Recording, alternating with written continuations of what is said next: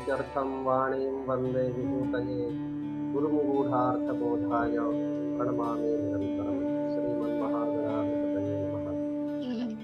सर्वेभ्यो नमो नमः। शास्त्रप्रौढी प्रकल्पे अद्य ऋग्वेदभाष्यभूमिकायाः षष्ठपाठः। अत्र भवतां सर्वेषां स्वागतम् अभिनंदनम च। ऋग्वेद भाष्य भूमिका के पंचम पाठ में अध्ययन हुआ था कि पूर्व पक्षी का कहना था कि वेद पौरुषेय है, अर्थात किसी पुरुष के द्वारा निर्मित है, और सिद्धांत पक्षी ने उसका खंडन करते हुए यह सिद्ध कर दिया था कि वेद अपौरुषेय है, वेदों को किसी पुरुष ने नहीं रचा है, किसी पुरुष के द्वारा वेदों की रचना नहीं है।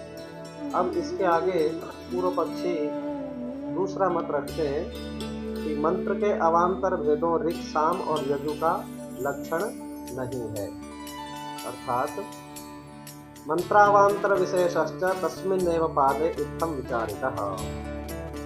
जो पूर्व में आचार्य महर्षि जैमिनी की का जो श्लोक चल रहा था, उसी के दूसरे पाद में यह वर्णित है कि अवान्तर भेदों का इस प्रकार विचार किया गया है उस श्लोक में। नरिक साम यजुषाम लक्ष्म सांकर्यादिति संकिते पादश्च गीतिक प्रश्लिष्ट पाठ इत्यस्व संकरः। अर्थात ऋक्साम और यजु का कोई व्यवस्थित लक्षण नहीं है, क्योंकि इन तीनों का परस्पर संकर है, अर्थात ये तीनों एक दूसरे से मिले हुए पाए जाते हैं। यह पूर्व पक्षी का कहना था। सिद्धांत पक्षी कहते हैं पादबद्ध होना ऋक् का, गान साम का तथा प्रश्लिष्ट पाठ यजु का लक्षण है, जिससे इन तीनों में सांकर्य का दोष नहीं आता है। इदमाम्नायते, यह पाठ है। अहे बुद्धि मंत्रम में गोपाय यम ऋषयस्त्रैविदा विदुः ऋचः सामानि यजुवंशी। हे बुद्धनीय, मेरे मंत्र की रक्षा करो, जिस मंत्र को त्रैविद ऋषि ऋक् साम और यजु के रूप में जानते हैं। त्रीन वेदान विदन्ति त्रिविदः, अर्थात तीनों वेदों को जो जानता है वह त्रिविद है। जो लोग तीनों वेदों के ज्ञाता होते हैं उन्हें त्रिविद कहा जाता है। और ते च त्रिविदाम संबंधिनः अध्येतारः त्रैविदाः, त्रिविदों से पढ़ने वाले त्रैविद होते हैं। ते च यम मंत्र भागम ऋगादि रूपेण त्रिविधम आहु तम गोपाय इति योजना। और उन्होंने जिस मंत्र भाग को ऋगादि के रूप से तीन प्रकार का कहा है, उसकी रक्षा करो, यह योजना है। तत्र त्रिविधानाम ऋक् साम यजुषाम व्यवस्थितम लक्षणम नास्ति, और वहाँ पर ऋक् साम और यजु इन तीन प्रकार के मंत्रों का व्यवस्थित लक्षण नहीं है। कुतः, क्योंकि सांकर्यस्य दुष्परिहरत्वात्, क्योंकि उनमें सांकर्य अर्थात एक दूसरे से मिले हुए पाए जाने का जो दोष है, उसका परिहार नहीं हो सकता। अध्यापक प्रसिद्धेषु ऋग्वेदादिषु पठितो मंत्र इति लक्षणं वक्तव्यम् तच्च संकीर्णम्। यदि कोई यह लक्षण करे कि अध्यापक परंपरा में जो मंत्र ऋग्वेद में पठित है वह ऋक् है, जो सामवेद में पठित है वह साम है, और जो यजुर्वेद में पठित है वह यजु है, तब तो यह लक्षण संकीर्ण है। क्योंकि देवो वस्सवितोत्पुनात्वच्छिद्रेण पवित्रेण वसो सूर्यस्य रश्मिभिः इत्ययं मंत्रो यजुर्वेदे संप्रतिपन्न यजुषां मध्ये पठितः। यह जो मंत्र है यह यजुर्वेद के मंत्रों के मध्य में पढ़ा गया है। और न च तस्य यजुष्वमस्ति तद्ब्राह्मणे सावित्र्यर्चा इति ऋक्त्वेन व्यवहृतत्वात्। यह मंत्र यजु नहीं है, क्योंकि इसके ब्राह्मण में सावित्र्यर्चा कहकर इसे ऋक् के रूप में व्यवहृत किया गया है। एतत् सामगायन्नास्ते इति प्रतिज्ञाय किंचित साम यजुर्वेदे गीतम्। और इस साम का गान करता रहता है, यह प्रतिज्ञा करके कुछ यजुर्वेद में कुछ साम यजुर्वेद में भी गाए गए हैं। फिर अक्षितमस्य च्युतमसि प्राण संशितमसि इति त्रीणि यजूंसि सामवेदे समाम्नातानि। ये 3 यजुर्वेद के मंत्र सामवेद में पठित हैं। तथा गीयमानस्य साम आश्रयभूता ऋचः सामवेदे समाम्नायन्ते। इसी प्रकार गाए जाने वाले साम की आश्रयभूत ऋचाएं सामवेद में पढ़ी गई हैं। तस्मात् नास्ति लक्षणम इति चेत् न, इसलिए साम और यजुर्वेद का कोई लक्षण नहीं है। ऋग्वेद, सामवेद और यजुर्वेद इनका कोई लक्षण नहीं है, यह पूर्व पक्षी कहते हैं। अब सिद्धांत पक्षी इसका खंडन करते हैं नहीं। पादादीनाम संकीर्ण लक्षणत्वात्। सिद्धांत पक्षी का कहना है कि ऐसी बात नहीं है। क्यों? क्योंकि इनका पाद आदि जो लक्षण है वह संकीर्ण नहीं है।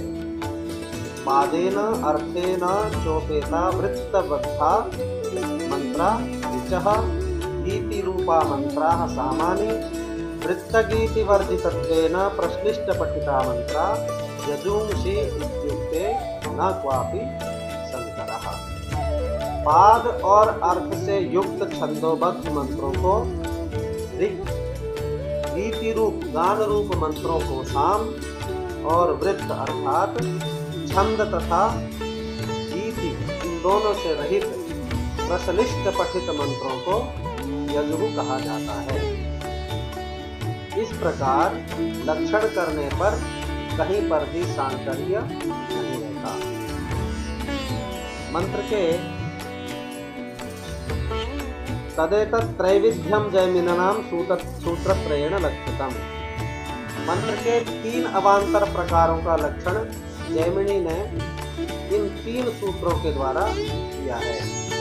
पहला है तेषां ऋग्यत्रार्थवशेन पाद व्यवस्था, अर्थात इन तीनों में ऋग मंत्र वह होता है जिसमें अर्थ के अनुसार पादों की व्यवस्था हो। द्वितीय सूत्र है गीतेषु सामाख्या। गान किए जाने वाले मंत्रों को साम कहा जाता है।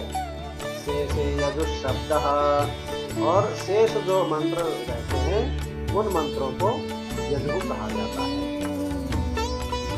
एतमेव मंत्रावांतर विशेषम उपजीव्य वेदानां ऋग्वेदो यजुर्वेदः सामवेद इति त्रैविध्यं संपन्नम्। मंत्रों के इन 3 अवान्तर भेदों को आश्रय मानकर, अर्थात इन भेदों को दृष्टि में रखकर ही वेद भी 3 प्रकार का बतलाया गया है: ऋग्वेद, यजुर्वेद, सामवेद। अब इन वेदों को अध्ययन का प्रकार क्या है? तेषां च वेदानां सर्वेषां अन्यतमस्य वा स्वप्रज्ञानुसारेण अध्ययनम् उपनीतेन कर्तव्यम्। अर्थात अपनी बुद्धि के अनुसार उन वेदों में सभी का अथवा किसी एक का अध्ययन उपनयन के पश्चात ही करना चाहिए। तथा च याज्ञवल्क्यः स्मरति, जैसा कि आचार्य याज्ञवल्क्य ने कहा है, वेदानतीत्य वेदं वा यथाक्रमम् अर्थात क्रमानुसार सभी वेदों का अथवा 2 वेदों का अथवा एक वेद का अध्ययन करना चाहिए। एक वेद पक्षे पितृपितामहादि परंपरा प्राप्त एवं वेदाः अध्येतव्या यतिप्रेत्य स्वाध्यायोद्धेतव्यः इति स्वशब्द आम्नातः। एक वेद के अध्ययन के पक्ष में पिता पितामह आदि की परंपरा से प्राप्त ही वेद का अध्ययन करना चाहिए, अर्थात अपनी जो स्वशाखा है उसका ही अध्ययन करना चाहिए। इसी अभिप्राय को दृष्टि में रखकर स्वाध्यायोद्धेतव्यः अर्थात अपने वेद का अध्ययन करना चाहिए।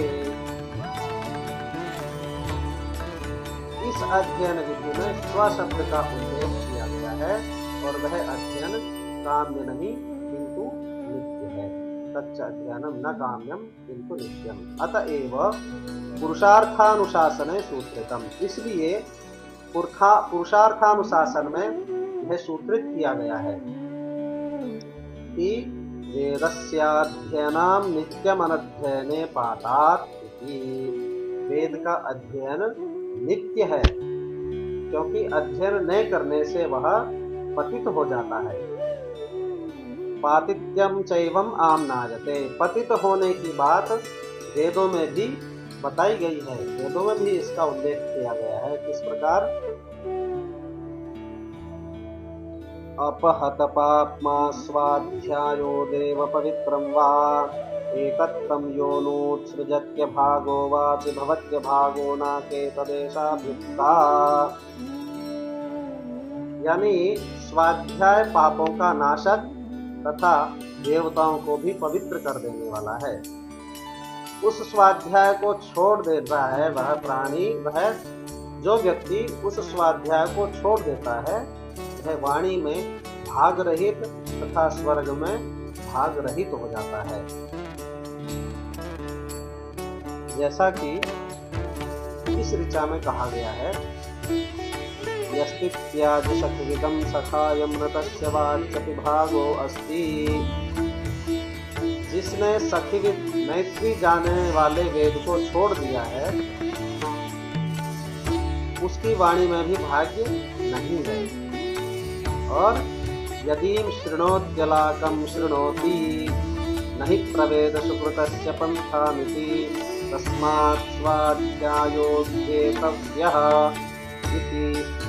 और जो कुछ वह सुनता है व्यर्थ सुनता है क्योंकि वह धर्म के मार्ग को नहीं जानता। इसलिए अपने वेद का अध्ययन करना चाहिए, अपनी स्वशाखा का अध्ययन अवश्य ही करना चाहिए।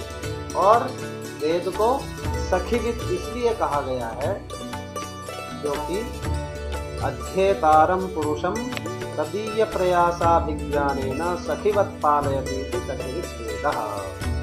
क्योंकि वह अध्येता के परिश्रम को समझकर उसका मित्र की भांति पालन करता है। कौन? वेद।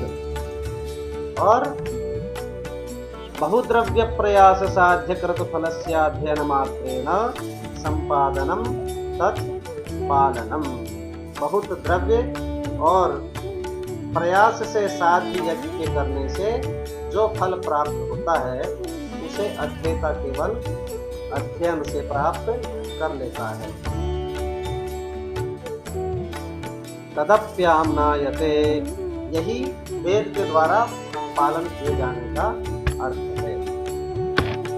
इस तथ्य का भी वेद में उल्लेख किया गया है कि यम यम क्रतुमतीते तेन तेनास्येष्टं भवत्वग्नेर्वायोरादित्यस्य वायुज्यं गच्छति।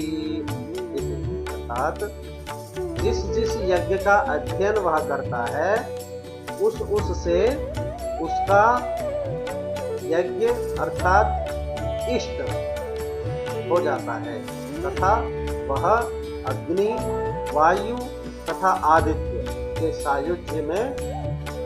सायुज्य को प्राप्त कर लेता है। अब यहाँ पर एक आता है यद्यपि एतत् ब्रह्म यज्ञ स्वाध्याय फलम। यद्यपि यह ब्रह्म यज्ञ के स्वाध्याय का फल है तथापि ग्रहणार्थाध्ययनमन्तरेण ब्रह्मयज्ञासम्भवात् तदीयफलमपि सम्पद्यते। तथापि ग्रहण करने के लिए जो अध्ययन किया जाता है उसके बिना वह ब्रह्म यज्ञ असंभव होने से यह फल उस अध्ययन का भी संपन्न हो जाता है। इस प्रकार के ईदृशं सखिविदं वेद रूपं सखायं यः पुमान् अध्ययनं कृत्वा परित्यजति तस्य वाच्यपि भाग्यं नास्ति।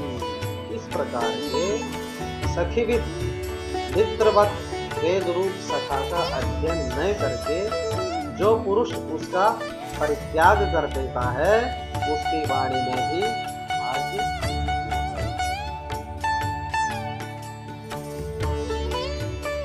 फले भाग्यम नास्ति इति किमु वक्तव्यम्। इसका तो कहना ही क्या कि स्वर्ग रूप फल में उसका भाग्य नहीं है। सकल देवतानां धर्मस्य परब्रह्म तत्वस्य च प्रतिपादकं वेदमनुच्चार्य परनिन्दानृतकलह हेतुं लौकिकीं वार्तां सर्वत्र उच्चारयतः स्पष्ट एव वाचि भाग्याभावः।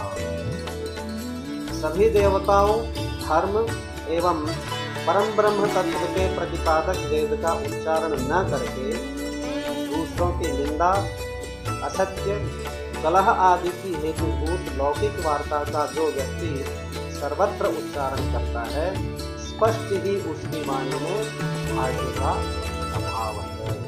अर्थात जो व्यक्ति अपनी स्वशाखा का अध्ययन किए वेद का अभ्यास नहीं करता है, वेद को पढ़ता नहीं है, ब्रह्मयज्ञ नहीं करता है और अनर्थक ही परनिंदा करता रहता है, असत्य भाषण कहता रहता है, वह उसकी वाणी में सर्वत्र भाग्य का अभाव है। वह अभागा कह सकते हैं उसको। अतएव आमनायते, इसलिए कहा गया है नानुध्यायात् बहून् शब्दान् वाचो विक्लापनं वितत् इति।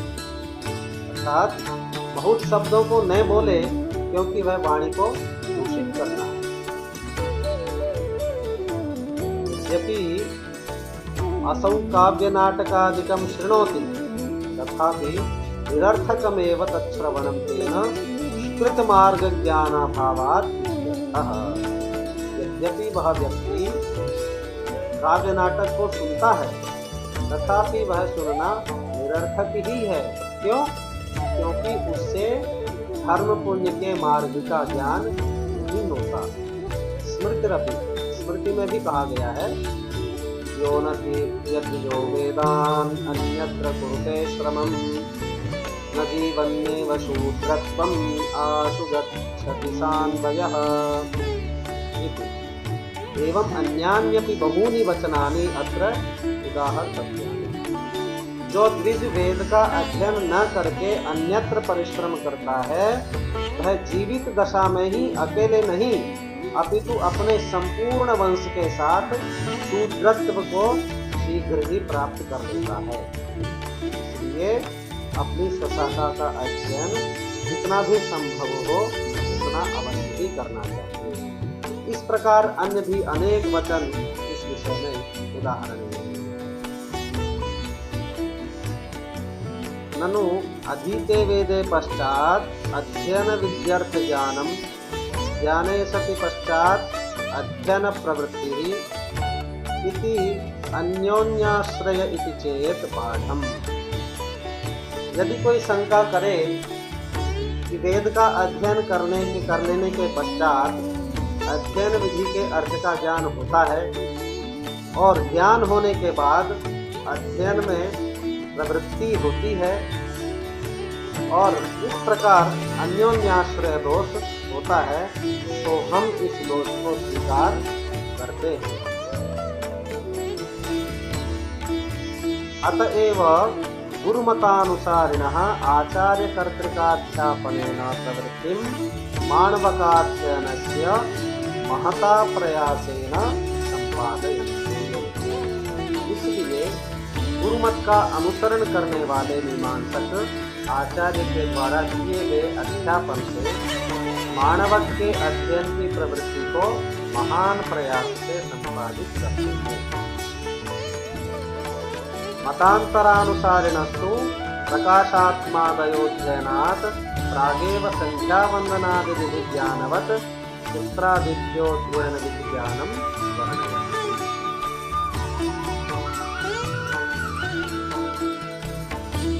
इसलिए अध्यापन के मीमांसक आचार्य के द्वारा किए गए अध्यापन से माणवक के अध्ययन की प्रवृत्ति को महान प्रयास से संपादित करते हैं।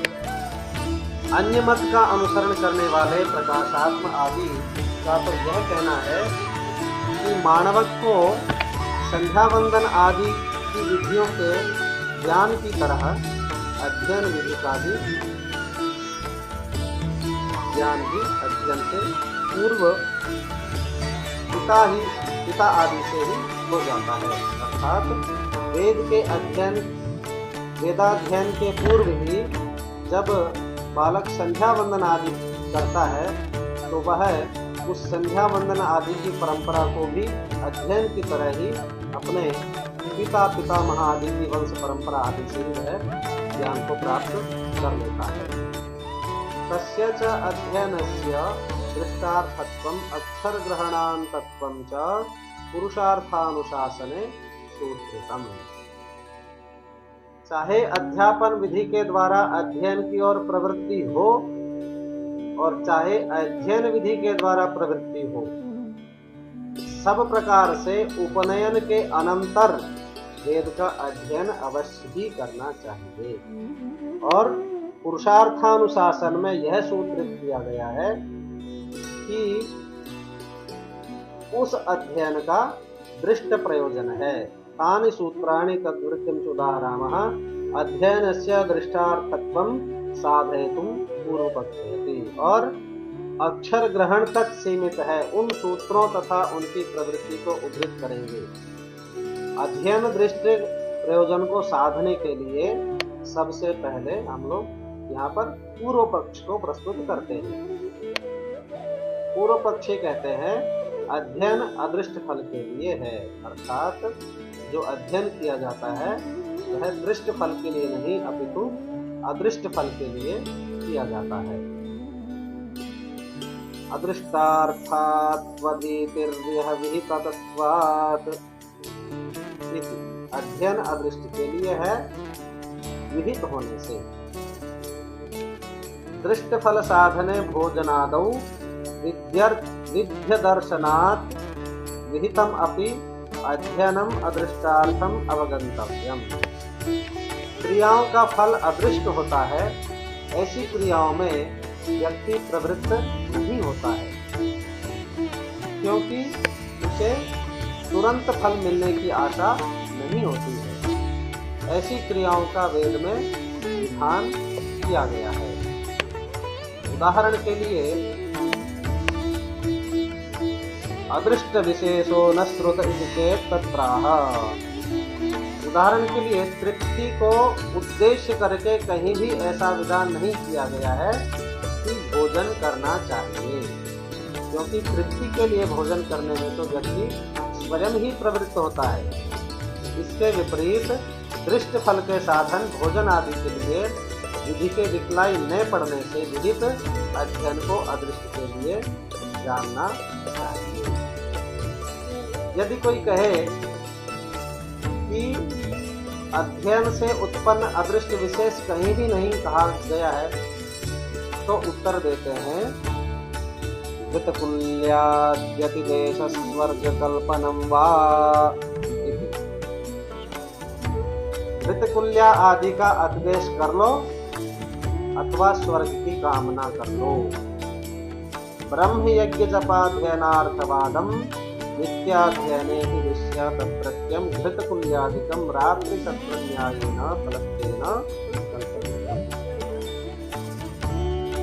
ब्रह्म यज्ञ जप के अध्ययन के अर्थवाद का प्रकृति नित्य अध्ययन की विधि में अधिदेश करके वहां पर प्रतिपादित धृतकुल्या आदि को रात्रि सत्र न्याय से फल रूप से कल्पित कर देनी चाहिए। ये तो अर्थवादातिदेशं नेच्छन्ति तै विश्वजिन्यायेन स्वर्गः कल्पनीयः। किंतु जो अर्थवाद का अधिदेश नहीं करना चाहते उन्हें विश्वजित न्याय से स्वर्ग की कल्पना कर देनी चाहिए। दृष्ट फलयोः संस्कार प्राप्त्योः संभवे कथम अदृष्ट कल्पना इत्यतः आह। अब यदि कोई शंका करे कि संस्कार और प्राप्ति रूप दृष्ट फल के संभव होने पर अदृष्ट की कल्पना क्यों करते हो, तो इसका उत्तर यहाँ पर इस सूत्र के माध्यम से देते हैं। अयुक्ते संस्कार प्राप्ति, संस्कार और प्राप्ति युक्त फल। संस्कृत स्वाध्यायस्य क्वचित् कृतौ विनियोग दर्शनात् प्राप्तेः स्वयं पुरुषार्थत्वात् च इत्यर्थः। किसी भी यज्ञ में संस्कृत स्वाध्याय का विनियोग दिखलाई न पड़ने से और प्राप्ति के स्वयं पुरुषार्थ न होने से ये दोनों अध्ययन के युक्त फल नहीं है। स्वाध्याय प्राप्तिरर्थम इति हेतुतया पुरुषार्थ इत्याशंक्य विषनिर्हरणादि कार्य विनियुक्त मंत्रवत् अध्ययनांगतया विनियुक्तानां ज्योतिष्टोमादि वाक्यानां न स्वार्थे प्रमाणम्। स्वाध्याय की प्राप्ति अर्थ प्रमिति का हेतु होने से पुरुषार्थ है। यह शंका करके उत्तर देते हैं कि विष निर्हरण रूप कार्य में विनियुक्त मंत्रों की तरह अध्ययन के अंग के रूप में विनियुक्त ज्योतिषोम आदि वाक्यों का अपने अर्थ में प्रामाण्य नहीं है। अन्यांगम नार्थ प्रमापदम,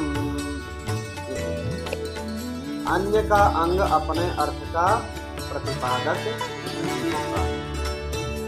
अध्ययन विधायकम तु वाक्यम स्वविहिताध्ययनस्यैव अंगमिति कृत्वा स्वार्थ प्रमाणम इति आह।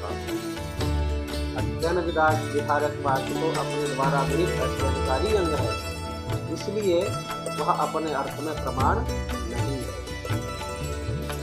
अध्ययन वाक्यमनन्यांगम, अध्ययन वाक्य अन्य का अंग है। ननु एवमदृष्टार्थत्वे कर्मकारक भूतस्वाध्यायगत फलाभावात् अध्येतव्यः इति कर्मवाची तव्य प्रत्ययो विरुध्येत इत्यतः आह। अब यहाँ शंका होती है कि इस प्रकार अध्ययन को अदृष्ट के लिए मानने पर कर्मकारक भूत स्वाध्याय में किसी भी फल का अभाव होने से अध्येतव्य में कर्मवाची तव्य प्रत्यय का विरोध पड़ता है। तो यहाँ पर इसका उत्तर देते हैं सत्वत कर्ण परिणाम, सत्य की तरह कर्ण में परिणाम कर लेना चाहिए।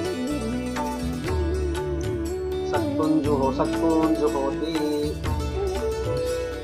इत्यत्र कर्मत्वेन प्रधान भूतान शत्रून् उद्दिश्य होम संस्कार विधाने प्रतीयमानेति होम संस्कृतानाम् अस्मीभूतानां शत्रूणाम् अन्यत्र विनियोगाभावात् कर्म प्राधान्यं कृत्वा शत्रुभिर्जुहोतीति कर्ण परिणामः।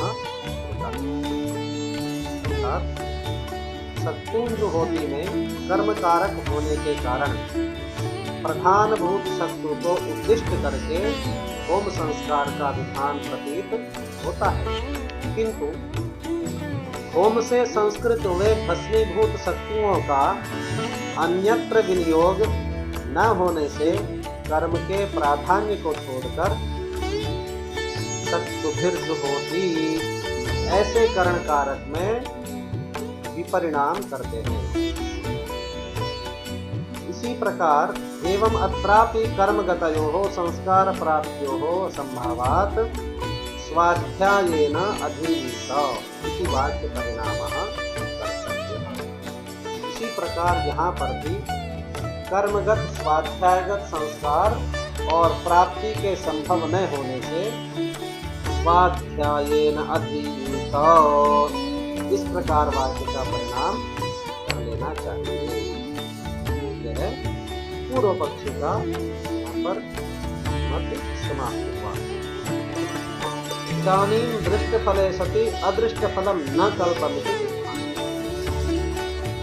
अब यह सिद्धांत प्रस्तुत करते हैं कि दृष्ट फल होने पर अदृष्ट फल की कल्पना ही नहीं करनी चाहिए। किं तद् दृष्ट फलमिति तदाह दृष्टेषु न दृष्टम इति। दृष्ट होने पर अदृष्ट नहीं। किं तद् दृष्ट फलमिति तदाह, यदि कोई पूछे कि वह दृष्ट फल क्या है, तो वहां पर कहना है कि अक्षर प्राप्ते परंपरया पुरुषार्थत्वम्।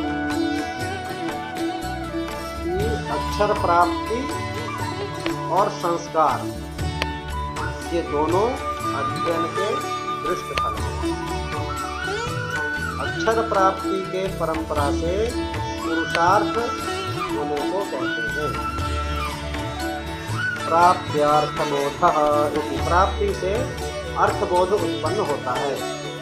तात्पर्य यह है कि अक्षर प्राप्ति कर लेने पर अर्थ ज्ञान हो जाता है और अर्थ ज्ञान पुरुषार्थ है। अतः अर्थ ज्ञान का हेतु होने से अक्षर प्राप्ति भी पुरुषार्थ हो जाती है।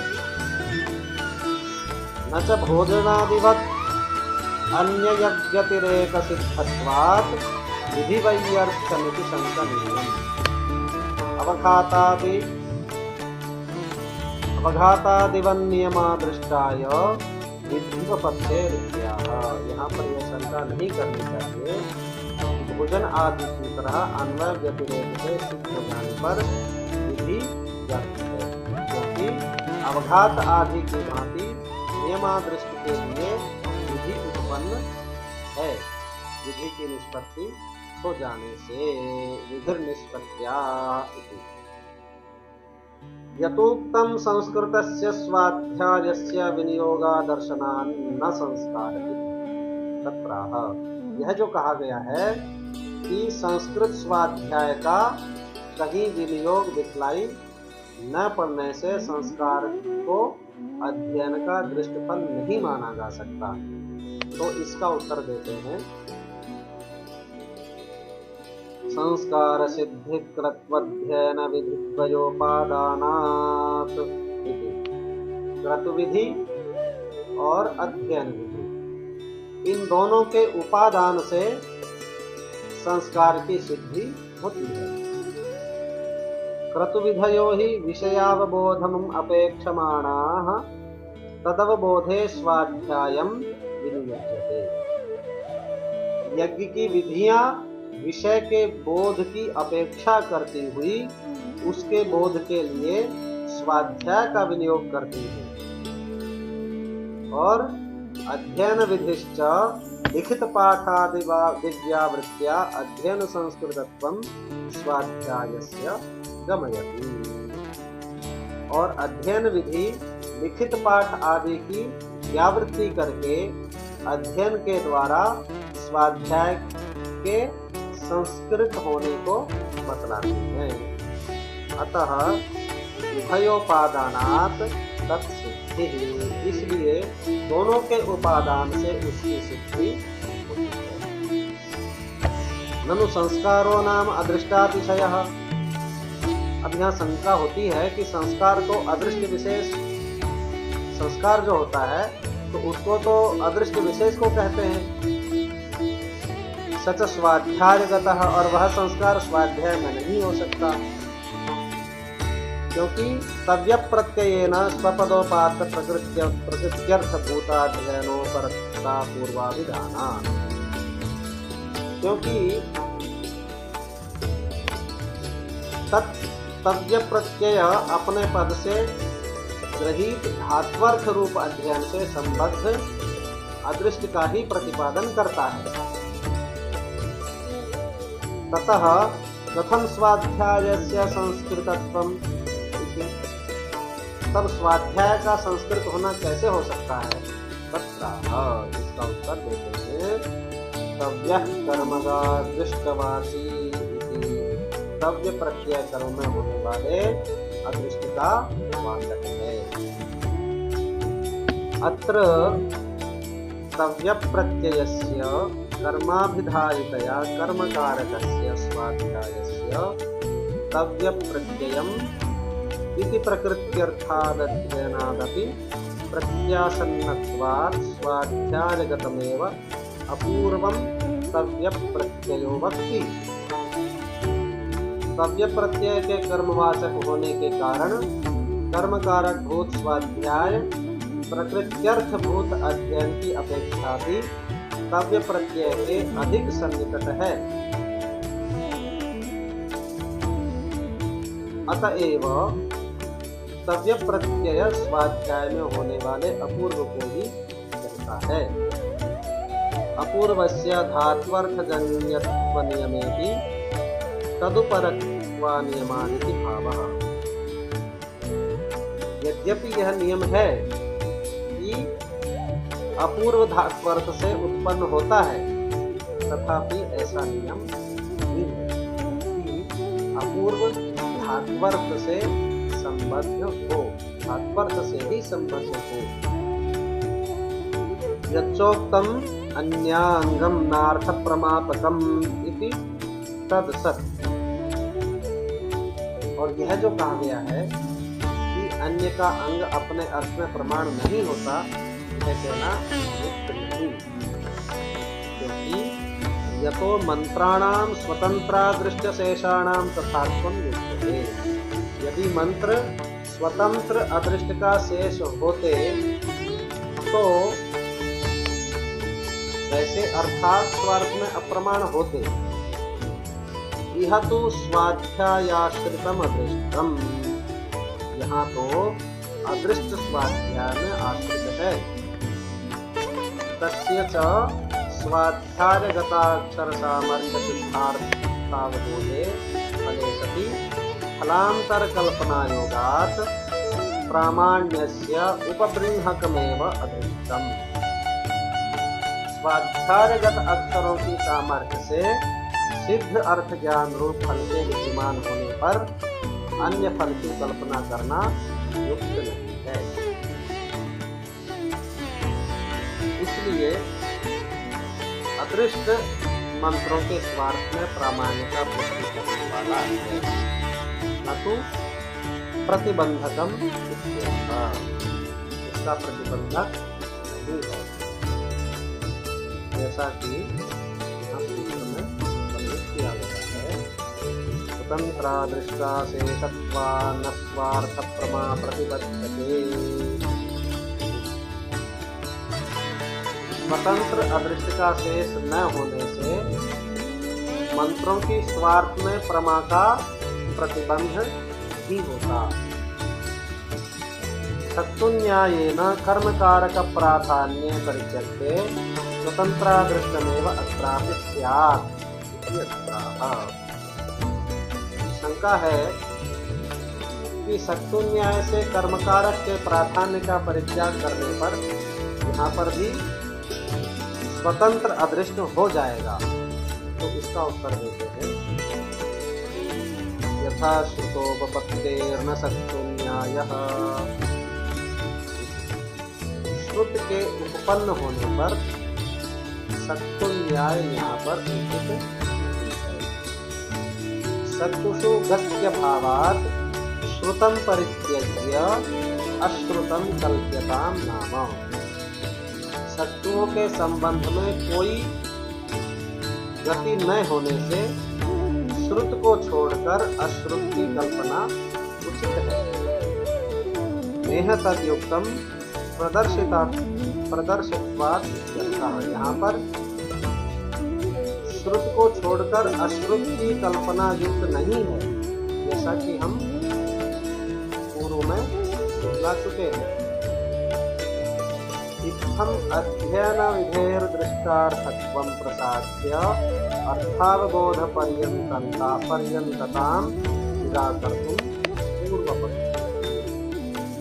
इस प्रकार अध्ययन विधि को दृष्ट प्रयोजन के लिए सिद्ध करके उस विधि की अर्थज्ञान पर्यंतता के निराकरण के लिए पूर्व पक्ष प्रस्तुत करता है। यहाँ पर अब उत्तर पक्षी का अपना मत समाप्त हुआ। अब पूर्व पक्षी पुनः आगे अपना मत प्रस्तुत करते हैं कि वैधमर्थ निर्णयं भट्ट गुरु विधेः पुमर्थावसानात्। पूर्व पक्षी कहते हैं अध्ययन विधि का क्षेत्र अर्थ ज्ञान पर्यंत है।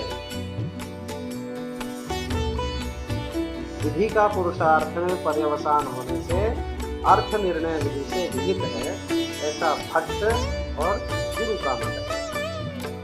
सर्वत्र विधेः पुरुषार्थ पर्यवसायित्व नियमात् अत्रापि पुरुषार्थभूतं फलवदर्थ निश्चयम् अध्ययन विधि प्रयुक्तं भट्टगुरु मन्यते। सर्वत्र विधि का किसी न किसी पुरुषार्थ में पर्यवसान होता है। यह नियम होने से यहाँ पर भी पुरुषार्थभूत फलयुक्त अर्थ निश्चय अध्ययन विधि से विहित है। यह कुमारिल भट्ट और प्रभाकर गुरु मानते हैं। ननु सकृदध्ययनात् आवृत्ति सहितात् वार्थ निश्चयो नोपलभ्यते इत्याशंक्य तथा च तत्सिद्धये सोऽध्ययन विधिरर्थ निश्चय हेतु विचारं कल्पयिष्यति। एक बार या आवृत्ति सहित अध्ययन करने से अर्थ निश्चय की प्राप्ति नहीं होती है, ऐसी शंका करके कहते हैं कि उस अर्थ की सिद्धि के लिए वह अध्ययन विधि अर्थ निश्चय के हेतुभूत विचार अर्थात मीमांसा शास्त्र को कल्पित कर ले। सविचारमाक्षेपे, वह विचार का आक्षेप कर ले। ननु स्वविधेय तदुपकारिणोरेव विधि प्रयोजक इति सर्वत्र नियमः। तथा सति अतादृशं कथमत्र अध्ययन विधि अध्ययन विधिराक्षेप्यस्तीति आह। यहाँ शंका होती है विधि अपने विधेय अर्थात अपने द्वारा विहित और उस विधेय के उपकार का प्रयोजक होती है, ऐसा सर्वत्र नियम है। ऐसी स्थिति में अध्ययन विधि अतादृश विचार का कैसे आक्षेप कर ले? तो इस शंका का उत्तर देते हैं अविधेयानुपकार्याक्षेपोवघाता वृत्तिवत्। विधि अविधेय और उपकार न करने वाले का भी आक्षेप कर लेती है, अवघात की आवृत्ति की तरह। व्रीहीन अवहन्ति इत्यत्र अवघात मात्रं विधेयं न तु तदावृत्ति। व्रीहीन अवहन्ति में केवल अवघात विधेय है, उसकी आवृत्ति विधेय नहीं है, क्योंकि तस्या अधात्वर्थत्वात्, क्योंकि वह धात्वर्थ नापिसा विधेयोपकारिणी, और वह विधेय का उपकार करने वाली भी नहीं है, क्योंकि अंतरेण आवृत्तिम सकृन्मुसलघात मात्रदवघात सिद्धेः तथापि तन्नुल निष्पत्ति फल सिद्धेः सविधिरावृत्तिम यद्वत् आचिक्षेप तद्वत् प्रकृतेः अवगन्तव्यम्। आवृत्ति के बिना एक बार मूसल के घात मात्र से अवघात की सिद्धि हो जाती है। तथापि कंडूल की निष्पत्ति रूप फल की सिद्धि के लिए उस विधि ने जिस प्रकार आवृत्ति का आक्षेप कर लिया, उसी प्रकार प्रकृति में भी जानना चाहिए। अनुवेद मात्रात् ध्यायिनोऽर्थावबोधानुदयति व्याकरणाद्यंग सहित वेदाध्यायिनस्तद्वयसद्भावात् तं प्रति व्यर्थं विचारं विधिर्न कल्पयेत् इत्याशंक्य अर्थगत विरोध परिहाराय अपेक्षित एव विचार। अब यहाँ शंका है कि वेद मात्र का अध्ययन करने वाले व्यक्ति को अर्थ ज्ञान न होने पर भी व्याकरण आदि अंगों के सहित वेद का अध्ययन करने वाले व्यक्ति को अर्थ ज्ञान हो जाता है, इसलिए उस व्यक्ति के प्रति व्यर्थ हुए विचार का आक्षेप विधि नहीं करेगी।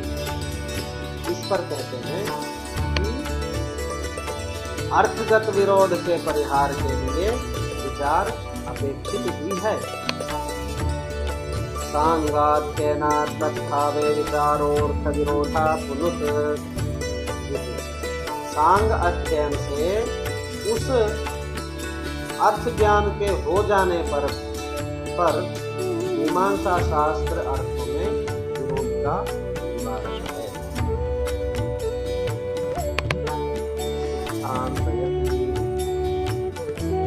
अब पूर्व पक्षी के इस मत का खंडन करते हैं उत्तर पक्षी।